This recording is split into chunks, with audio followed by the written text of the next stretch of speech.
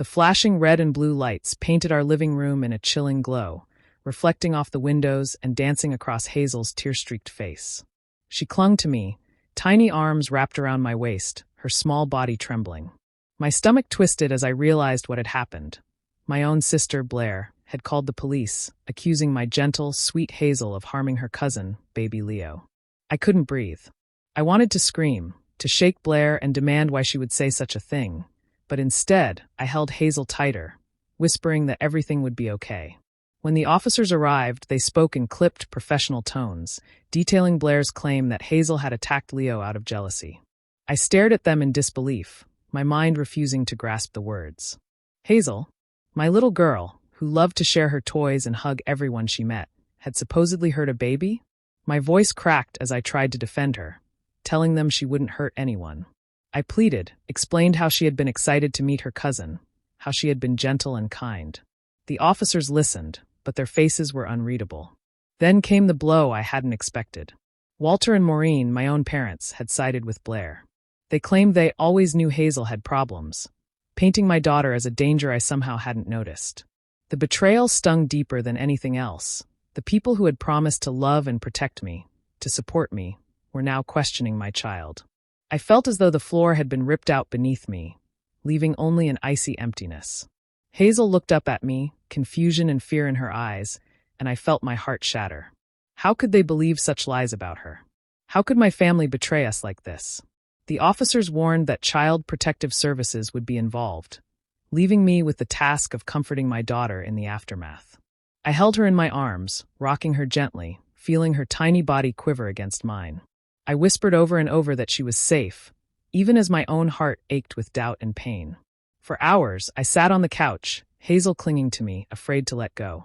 Every instinct in me screamed that the people I loved most had failed us, but even through the betrayal and the fear, I knew one thing. I would fight for my daughter. No accusation, no lie, and no betrayal would take her from me. I made a silent promise that night to protect Hazel, to uncover the truth, and to make sure the world, and my family, saw the real her, the sweet, innocent child they had so carelessly maligned. I wouldn't let this destroy us. I refused. The house felt impossibly quiet after the police left, but Hazel's soft sobs reminded me of the storm still raging. I stroked her hair, murmuring that we were together, and somehow we would survive.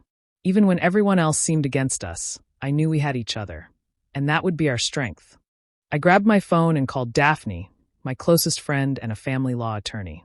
I needed someone who could guide me, someone who could tell me if this nightmare had any hope of being fixed. As soon as I explained what had happened, her voice grew serious.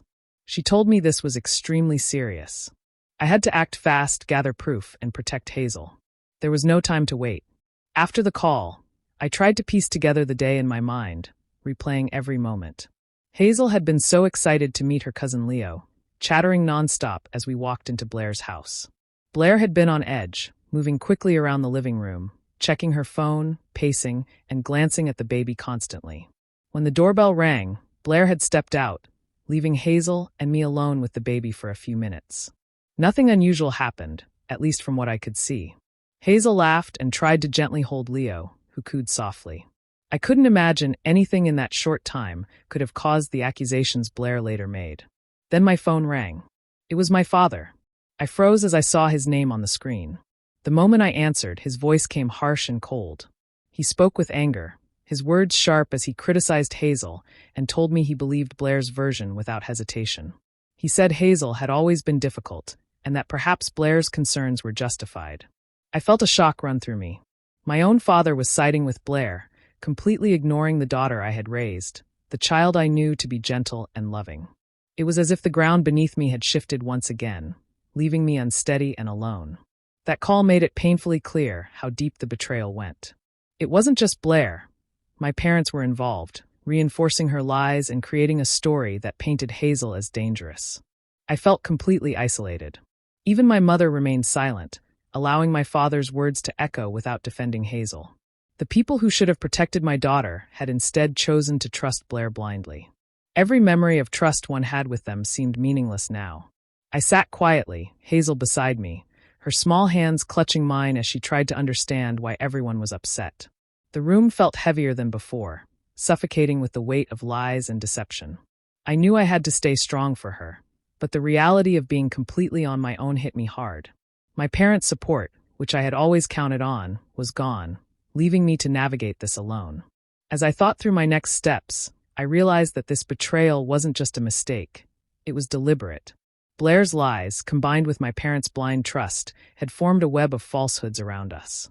I had to find a way to untangle it, to prove Hazel's innocence, and to show my family that truth could not be hidden behind manipulation. I promised myself I would not let Hazel suffer because of their choices. I hugged Hazel tightly, telling her we would get through this. The path ahead would be hard, but I knew I couldn't rely on anyone but myself. I had to fight, gather evidence, and face the people who had turned against us, no matter how difficult it would be. Hazel's safety and the truth were all that mattered. I felt trapped, helpless, and desperate for anything that could prove Hazel's innocence. Then a thought struck me: Blair's neighbor, Mr. Sterling. He was an older man, quiet but sharp, with a reputation for loving technology and installing cameras all over his property. If anyone had seen what really happened, it could be him. I knocked on his door, my hands trembling slightly. When he opened, I explained everything: the accusation against Hazel, Blair's story, and how my parents had believed her without question. Mr. Sterling listened carefully, his eyebrows furrowed in concern. When I finished, he shook his head, clearly upset that a child could be accused of something she didn't do. He promised he would help and invited me inside to review the footage from his cameras. Sitting in his living room, I felt a flicker of hope for the first time in days. We turned on his monitors, scrolling through hours of video. The first parts showed Hazel and me arriving at Blair's house, Hazel running ahead excitedly, waving at her cousin. Everything seemed normal: Hazel laughing, holding Leo gently, Blair moving around anxiously, but nothing suspicious. The footage later showed us leaving, still calm. My chest tightened with worry, but I reminded myself that the truth could still be in the later recordings. Then we found it, the footage that changed everything. Blair appeared alone, pacing nervously before taking Leo out to her car. Her movements were hurried, almost frantic, and the baby was crying loudly, clearly upset. She looked agitated, and the way she handled Leo made it clear that something had gone wrong. But it wasn't Hazel's fault. The timestamp proved it happened long after Hazel and I had left. I watched the clip over and over, feeling a mix of relief and anger. Relief because Hazel's innocence was undeniable. Anger because Blair had lied, manipulated the situation, and almost destroyed my daughter's life. I realized this evidence could be the key to undoing the damage Blair had caused. Mr. Sterling was kind and calm, explaining that he would provide the footage if I needed it for legal purposes. He didn't judge or question. He simply wanted to help right a wrong. I felt a sense of gratitude I couldn't put into words. For the first time since this nightmare began, I felt like I had a weapon against the lies, a way to prove Hazel had never hurt anyone. Carrying the footage back home, I hugged Hazel tightly. Her small hands clung to mine as I whispered that the truth would come out soon. I could see a spark of hope in her eyes, the first sign that she believed we could fight back and be safe again. I knew the road ahead would still be difficult, but now I had something solid, a way to show my parents, the police, and anyone else who doubted us that Hazel was innocent. For the first time, the nightmare seemed winnable, and I wasn't alone anymore. The next morning, I sat at the kitchen table with the footage from Mr. Sterling's cameras open on my laptop. The timestamp caught my eye immediately. It showed everything clearly. Hazel and I had left Blair's house long before Leo began crying. The timing didn't match Blair's story at all. She had told the police the incident happened while we were still there, but the video proved otherwise. My hands shook as I watched the replay, realizing this could finally expose the truth. I called Daphne right away. Her calm voice on the other end gave me strength. I explained the timeline and showed her the key moments in the footage. She listened carefully, asking questions about each detail, and nodded as she confirmed what I already suspected. "This is solid evidence, June," she said. "We can take this to the authorities. It proves Hazel's innocence and shows that Blair lied." For the first time, I felt a sliver of relief. We drove to the police station, the footage safely saved on a USB drive. Detective Vance met us in a quiet office, his expression professional but attentive. I handed over the files and explained everything again, step by step. Daphne added her legal perspective, emphasizing how the timestamps contradicted Blair's version. Detective Vance leaned forward, his eyes narrowing as he studied the video. "This changes everything," he said. "The timeline doesn't support her story. We need to speak with Blair immediately." A few days later, Blair was called in for questioning. I wasn't there, but I followed the updates closely. Every word she said was reported to me, and it became clear that the pressure was breaking her. The confident lies she had told for weeks started to falter. She hesitated, repeated herself, and eventually admitted to inconsistencies in her account. The investigators focused on her actions, not Hazel's. It was a complete reversal from the nightmare we had lived through. Watching the situation unfold, I felt a mix of relief, anger, and vindication. Relief that Hazel would finally be cleared of blame, anger at Blair for putting her in this position, and vindication because the truth was finally being recognized. The injustice that had weighed so heavily on us was beginning to lift. I could imagine Hazel playing freely again without fear of punishment or shame. Daphne stayed by my side throughout, offering guidance and reassurance. Her presence reminded me that I didn't have to face this alone. The legal system, flawed as it could be, was working in our favor now because we had evidence and had been careful to document everything. The shift in the investigation brought a sense of justice that I had feared might never come. For the first time in weeks, I allowed myself to breathe. The weight of suspicion and false accusations was easing. Hazel was innocent, and soon, everyone else would know it. Blair's web of lies was unraveling, and the people who had doubted us would have to face the truth.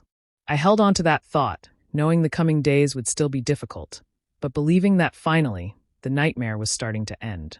After the investigation turned toward Blair, Detective Vance dug deeper into her personal life. It didn't take long to uncover the real reason behind the lies. Blair was in the middle of a messy divorce and a bitter custody fight with her husband, Grant. Every detail started to make sense: the timing of her accusations, her anxious behavior, and the way she manipulated our family. Grant eventually spoke to Detective Vance, his tone frustrated but honest. He explained that Blair had been desperate to gain full custody of their son, Leo, and had a pattern of erratic behavior. According to him, Blair knew that by making it appear that Hazel was violent, she could paint herself as a careful, protective mother while portraying our family as dangerous. It was a calculated plan to strengthen her position in court. Hearing this, I felt my stomach turn. The thought that she could use a child as a pawn in her fight was horrifying. I sat in the small living room, Hazel playing quietly nearby, trying to make sense of everything. The more I learned, the heavier the weight of betrayal became. Blair had not only lied about my daughter, but had done it with a full understanding of the damage it could cause. She had manipulated my parents, the police, and even the system to serve her own selfish needs. It was hard to comprehend that someone I had trusted as a sister could deliberately harm an innocent child for personal gain. The pieces of the puzzle fell into place. Every detail that had seemed confusing before now had a purpose in Blair's scheme. The anxious pacing, the timing of the baby's distress, the quick calls to the police. All were part of a plan to shift blame and create chaos. I felt anger boiling inside me, mixed with a deep sadness. How could a family member be willing to destroy a child's life to win a court case? I looked at Hazel, her small face bright and unaware of the storm around her. I felt a fierce protectiveness, realizing that I needed to fight harder than ever. Blair's lies had nearly succeeded, but they wouldn't succeed completely. I promised myself that Hazel's name and reputation would be cleared, and that no one could take her innocence from her. Detective Vance assured me that with the footage from Mr. Sterling and the evidence of Blair's motive, the case against her would be strong. Blair's story was unraveling, and the truth about her intentions would come out in court. I felt a cautious sense of hope, knowing that the nightmare that had haunted us for weeks was finally moving toward justice. It was a hard lesson, realizing that family could be capable of such manipulation, but it also strengthened my resolve. I would protect Hazel at all costs, and Blair's attempt to harm her would fail. Finally, I began to feel that the battle for truth was not lost. Blair was finally taken into custody, facing charges for filing a false report and putting a child in danger. Relief washed over me, though it was mixed with anger at everything she had done. Grant was granted emergency full custody of Leo, and I knew the baby would finally be safe from her manipulations. The legal system had acted, but the emotional damage lingered. A few days later, my parents, Walter and Maureen, came to see me. Their faces were pale, their eyes filled with tears. They spoke haltingly, trying to explain how Blair had convinced them that Hazel was dangerous. They apologized, their voices shaky, claiming they had been manipulated and hadn't understood what they were supporting. I listened, but each word felt hollow. They had allowed themselves to believe lies instead of trusting me or Hazel. Their failure had nearly ruined my daughter's life. I felt a storm of emotions rise inside me. Anger, disappointment, and grief all collided at once. I realized that apologies, no matter how tearful, could not erase the betrayal or the pain Hazel had endured. I sat them down and spoke without holding back. I told them that their lack of trust had been unforgivable, that turning against Hazel and me had left deep wounds that would not heal easily. I reminded them that Hazel had done nothing wrong, and that by believing Blair over their own granddaughter, they had caused irreparable harm. My voice trembled, but I forced each word out. I made it clear that I could not allow them to continue being part of our lives in the same way as before. The trust that had been broken could not be rebuilt overnight, or perhaps ever. I explained that our family needed boundaries, and that until they proved they could act with honesty and care, contact would be limited or completely stopped. Hazel was watching me, and I knew she needed to feel safe above everything else. My decision was not just about anger. It was about protecting her from further hurt. After the confrontation, I felt a mix of exhaustion and clarity. Cutting off contact was painful, but necessary. It was a step toward regaining control over our lives and ensuring Hazel grew up free from fear and manipulation. The house felt quiet without their presence, but there was also a sense of relief. Finally, decisions about our lives were ours alone, not influenced by lies or betrayal. I spent the rest of the day with Hazel, holding her close and promising that we would move forward together. Our small world had been shaken, but it wasn't broken. We had survived the worst, and now the path ahead depended on our strength, our bond, and the choices we made to protect each other. For the first time in weeks, I felt a sense of determination that no one could take away our peace or our safety. After Blair's arrest, the tension in our community didn't vanish. Gossip spread quickly, and soon Hazel faced the consequences of lies she hadn't even told. Her school, worried about the rumors and parental complaints, asked us to temporarily withdraw her. I felt a surge of anger and helplessness, knowing my daughter was being punished for something she never did. It was hard to explain to Hazel why people were whispering about her or why she couldn't attend her old school. Her small face, confused and scared, broke my heart every day. I knew Hazel needed help to process what had happened. We started therapy sessions, and though it was painful at first, she slowly began to open up about her fears. She spoke about how it felt when her own family didn't believe her, how it hurt to be accused of hurting Leo, and how she missed feeling safe and understood. Listening to her, I felt a mix of guilt and determination. Guilt because I couldn't shield her from all the pain, and determination because I had to rebuild her sense of security. I also had to confront my own feelings. The anger toward Blair, the disappointment in my parents, and the anxiety of starting over weighed heavily on me. There were nights I sat awake, thinking about how different life had been before the betrayal, wondering if I had done enough to protect Hazel. But each time I looked at her sleeping peacefully, I reminded myself that the past couldn't be changed, but the future was still ours to shape. We began searching for a new school, one where Hazel would be welcomed and supported. It took time, but eventually we found a place that felt right, a small, nurturing environment with teachers who prioritized kindness and understanding. Seeing Hazel's face light up on her first day at the new school filled me with hope. She was beginning to feel like a normal child again, free from fear and judgment. Through all this, Mr. Sterling remained a steady presence. He spent time with Hazel, sharing stories, teaching small lessons, and showing her what a kind, caring adult looked like. Hazel grew attached to him quickly, calling him her grandpa, and I felt relief knowing she had someone reliable in her life. His support helped fill the gaps left by her family's betrayal and reminded both of us that family didn't always have to come from blood. As the weeks passed, our lives slowly settled into a new rhythm. Therapy sessions, school routines, and quiet evenings with Mr. Sterling became our anchors. Hazel laughed more freely, and I felt my own anger start to soften, replaced by a steady resolve to protect her and give her the childhood she deserved. We were rebuilding, step by step, finding strength in each small victory. Even though the community's whispers hadn't completely disappeared, Hazel no longer carried the weight of their judgment alone. Together, we were picking up the pieces, creating a life that could survive betrayal, rumors, and pain, and eventually thrive. A year had passed since the worst of the storm, but the shadows lingered. Hazel was healing little by little.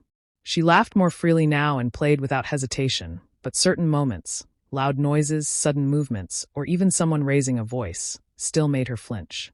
I watched her closely, supporting her through therapy and encouraging her to talk about her fears. Each small step forward was a victory, yet the memory of betrayal still lingered in both of us. During this time, I focused on building a new kind of family. Daphne remained a constant source of support, offering guidance, friendship, and a sense of calm I hadn't realized I'd been missing. Mr. Sterling continued to be a grandfather figure to Hazel, providing patience, warmth, and stability. Together, the three of us created a safe environment where Hazel could feel loved without fear. I started to understand that family didn't always mean blood. It meant care, loyalty, and protection. My parents, Walter and Maureen, began trying to reach out. Gifts arrived at the door, along with letters filled with apologies and promises that they had changed. Each time, I read them carefully but felt a deep resistance. I knew that trust wasn't something that could be restored with words or small gestures. Too much had happened, and I couldn't let Hazel, or myself, be vulnerable to further hurt. I set clear boundaries, refusing to reopen our lives to them until their actions proved their sincerity, if they ever could. As the months went by, I turned my attention to myself. I had spent so long consumed with protecting Hazel, fighting Blair, and dealing with my parents' betrayal that I had neglected my own needs. I started small, taking walks, organizing our home, and finding ways to feel present and grounded. Slowly, I discovered reserves of strength I didn't know I had. Facing deception, betrayal, and fear had been exhausting, but it had also shown me how much I could endure and how fiercely I could fight for those I love. I made new routines, creating stability for Hazel while building my own life in the process. Simple things, making dinner together, reading bedtime stories, or spending weekends with Daphne and Mr. Sterling, became anchors for all of us. These moments reminded me that happiness wasn't impossible. It had just been delayed by circumstances beyond our control. Looking back, I realized the journey wasn't just about recovering from Blair's lies or my parents' betrayal. It was about learning to trust my instincts, valuing those who truly cared, and understanding that resilience came from within. Hazel and I were slowly emerging stronger, closer, and wiser. Each day brought new hope, and while the scars remained, they became a quiet reminder of what we had survived. For the first time in a long while, I felt a sense of calm. We were safe, we were together, and our lives, though forever changed, were ours to shape. The path to healing was slow, but every step forward mattered. 2 years had passed since the nightmare began, and life for Hazel and me had settled into a steady rhythm. We had grown stronger, more independent, and careful about whom we allowed into our lives. Then one afternoon, my parents reached out. Walter and Maureen requested a meeting, saying they wanted to speak in person. I hesitated, unsure if I could face them again after everything that had happened, but curiosity and a cautious sense of closure pushed me to agree. When they arrived, I immediately noticed a change in them. There was no defensiveness, no blame, only a quiet, serious presence. They didn't try to justify their past actions or minimize the pain they had caused. Instead, they spoke openly, acknowledging the choices that had hurt Hazel and me. They admitted they had failed to see the truth, that they had let Blair manipulate them, and that their disbelief had deeply wounded their granddaughter. Their words were raw and sincere, without any attempt to sugarcoat the past. I listened carefully, watching their expressions, listening to the tone of their voices, and studying the subtle changes in their behavior. They didn't ask me to forgive them immediately. Instead, they asked for a chance to show they had changed. That small distinction mattered. They weren't trying to erase the past. They were asking for an opportunity to demonstrate that they could be trustworthy again. I thought about Hazel, how far she had come, and how fragile her sense of safety still was. I knew that any contact with my parents had to be controlled and carefully monitored. I agreed to supervised meetings, setting strict boundaries to protect Hazel while giving my parents a chance to prove their sincerity. The decision wasn't easy, but I understood that healing sometimes required measured risks, and I wanted to see if reconciliation was possible. The first few visits were quiet and tense. My parents followed every guideline I set, speaking gently to Hazel, listening when she responded, and avoiding any pressure or judgment. Hazel was cautious at first, unsure of how to feel about them, but she slowly began to respond to their efforts. Every small smile, every brief conversation, felt like a tiny step toward rebuilding a fractured connection. Over time, the meetings continued, and the atmosphere began to shift. The trust one had lost in my parents didn't return all at once. It grew slowly, carefully, and unevenly. Some days felt hopeful, others reminded me of the past pain. But through it all, Hazel remained the priority, and I monitored every interaction, ensuring her comfort and safety. This cautious reconciliation became a delicate balance, an ongoing process of proving, testing, and adjusting. Boundaries were respected, mistakes were acknowledged immediately, and growth was measured in small, deliberate actions. It was fragile, but it was real, and for the first time, I allowed myself to hope that trust, even if imperfect, could exist again. Life had finally settled into a rhythm of peace for Hazel and me. The nightmares of the past, the accusations, and the betrayal had faded, replaced by quiet mornings, laughter, and the comfort of safety.